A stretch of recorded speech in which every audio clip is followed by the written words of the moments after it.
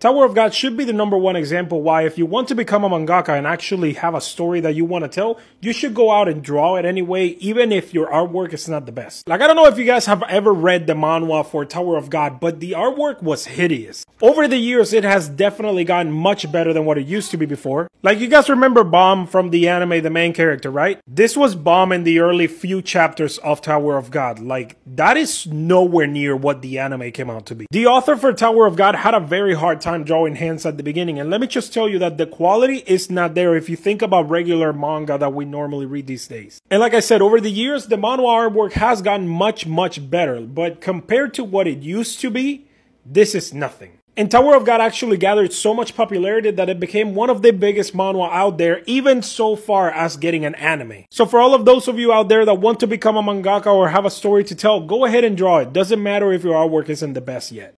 Let's explain what the power system is in Tower of God. I rarely ever post this late, but I'm literally 20 followers away from hitting 40k, so I'm shooting my shot. If you're new to my page, make sure to hit that follow button so you can continue getting my videos. I'm known as the Anime Wiki Guy because I answer every question about every anime that you have. And we cover everything here about anime, manhwa, manga, and light novels. So let's talk about the power system in Tower of God. And although it is a bit complicated in my opinion, it revolves around something called Shinsu. And what Shinsu is essentially a substance that is created and produced inside the tower. We don't really know what it's made out of, but we do know that it does not exist anywhere outside of the tower. The best way to describe what Shinsu is, it's basically air, but inside of the tower. And the reason that you can describe it kind of as air is because it is essential to everything inside of the tower. Shinsu can also be utilized in several ways, depending on your knowledge and skills. However, there is one massive significant difference between Shinsu and air. And that is the fact that Shinsu has no unifying laws. It completely flows and behaves entirely on the place that it's at or the person that is controlling it. Shinsu can basically be a gas as it is normally around the tower, or it can be turned into a liquid with high pressure control. The density of it can also be increased to something as strong as a wall that does not let anyone get past it. And it even has the power to grant immortality or increase someone's lifespan. Overall, the fundamentals of Shinsu are still being explored, but just know that it is the primary source of power while inside of the tower. Let's see how much you know about the positions in team battling for Tower of God.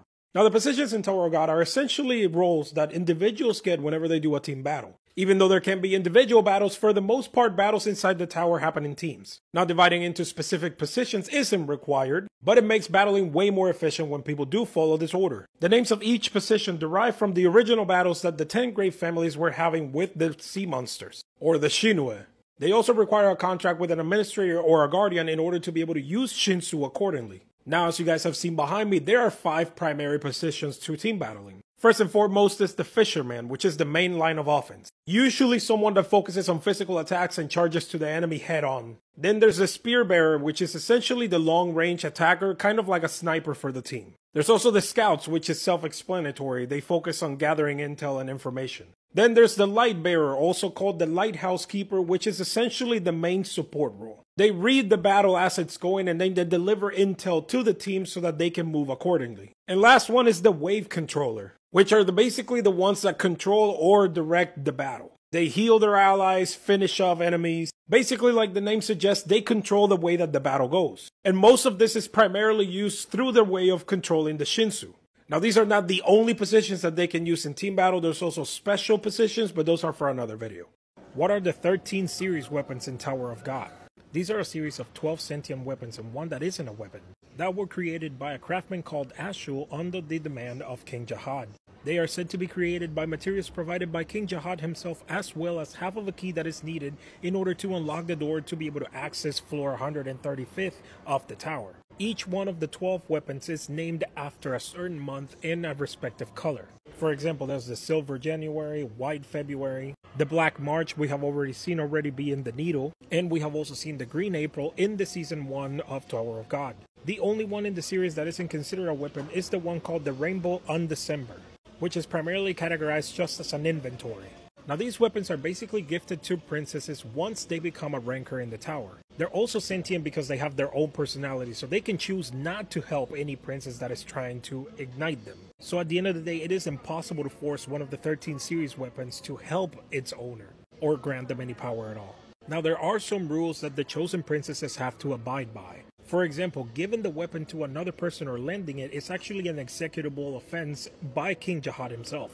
princesses are also allowed to own more than one weapon, and upon being chosen to receive one of these, they can actually be declined. The 13th month series are also possessed by a spirit, which is called the spirit of the cursed princess, which was essentially a first generation princess that wasn't chosen, and she had so much hatred towards the other princesses, she made a deal with King Jahad to have her soul split and placed inside all of these weapons, so that whenever one of the other princesses tried to ignite two of them at the same time, she would take over the body of said princess and then make her go on a rampage, forcing King Jahad to basically execute them. Which is all a plan that King Jahad used himself to make sure that none of the princesses gather all of the 13 weapons to get the half of the key needed in order to be able to surpass him and go until the floor 135th. Hope this clears it up for you. And let me know in the comments, what other questions do you have about Tower of God that I can answer for you? Who are the 10 great families from that Tower of God? The 10 great families were essentially formed by the 10 great warriors that accompanied King Jahad in his original climb of the tower. If King Jahad is considered the royalty, then the 10 great families are basically the nobles of the tower hierarchy. Now the heads of the family are also immortal just because during their original climb, when they reached floor 100, they made a pact with the administrator of the floor to turn them immortal. So let's talk about each of the families individually. First off is the Ari family. They are the strongest of the 10 family, and they're also very well known for their swordsmanship.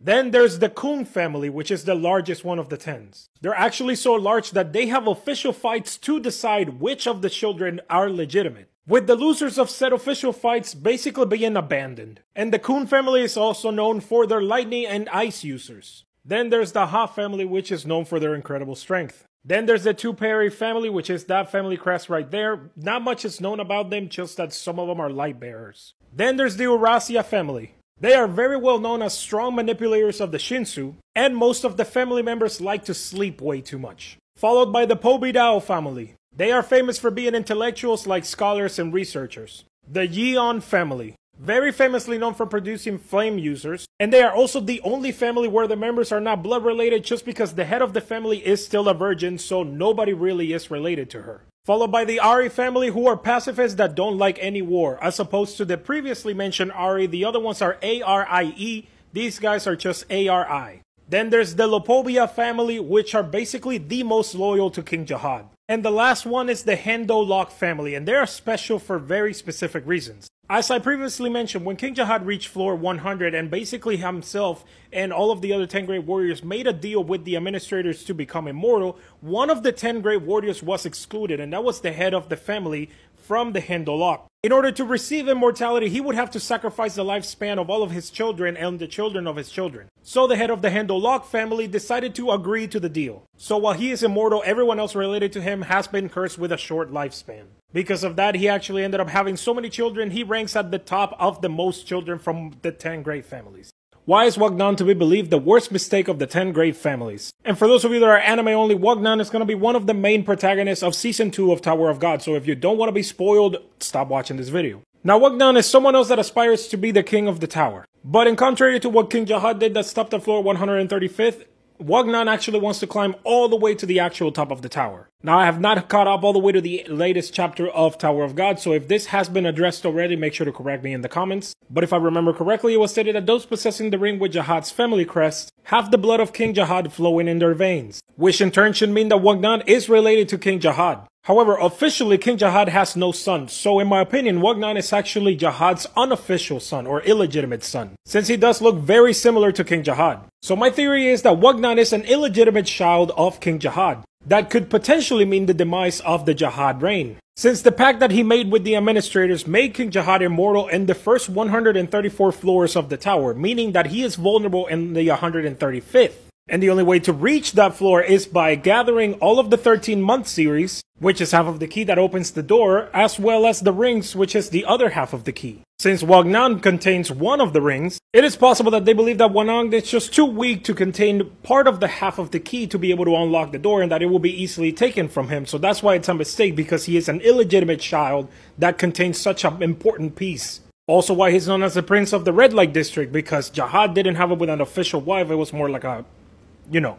However, the creator of Tower of God himself said that Wang has massive potential, so this is probably going to be explored later a little bit more. But my theory is that they consider Wang to be the worst mistake of the 10 families because he is an illegitimate child that does not come from the 10 great families, so his potential is very low as far as they believe, and he is very weak. But I'm curious to hear what your theories are, so let me know in the comment. Why do you guys think that Wang is the greatest mistake of the 10 great families?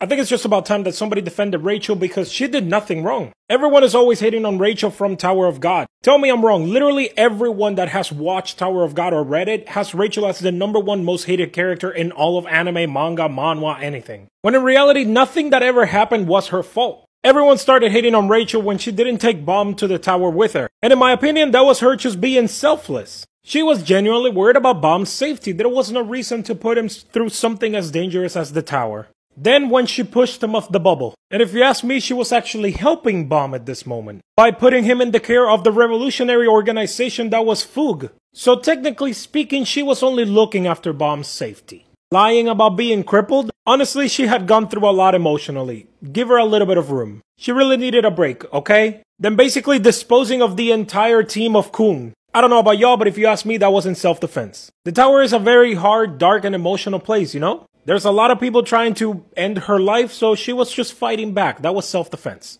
Then pushing Bomb off a second time of another ledge before she got on the hell train. Honestly, I got no excuse for that one. But if you ask me, Bomb is a little bit of a creep, you know? Like, dude is always clingy on her and all that, so she was just trying to get some space. Rachel's just a poor girl that is trying to achieve her dream of reaching the top of the tower. She hasn't done anything to upset anybody. So I think pushing Bomb a second time was self-defense again.